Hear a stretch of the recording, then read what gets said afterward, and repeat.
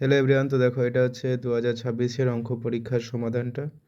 তো এমসিকিউ এর সমাধানগুলো বলে দিচ্ছি যে একের 1 নাম্বারটা যে প্রশ্ন আছে সেটার বি নাম্বার অপশনটা হবে রাইট। এরপরে 2 নাম্বারটা যেটা আছে সেটা হচ্ছে সি নাম্বার অপশনটা রাইট হবে।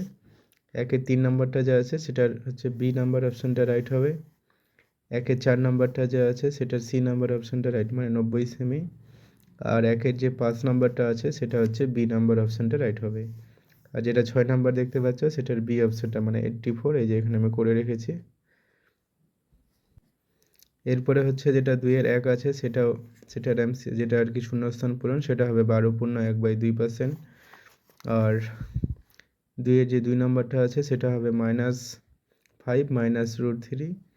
আর 2-এর 3 নাম্বারটা হচ্ছে সমান্তরাল, ওখানে লিখতে হবে। আর 2-এর যেটা 4 নাম্বার আছে সেটার অ্যান্সারটা হবে 1। আর 2-এর 5 যে আছে সেটার অ্যান্সারটা হয়ে যাবে 27πr²। 6 নম্বরটার অ্যান্সারটা হবে 6।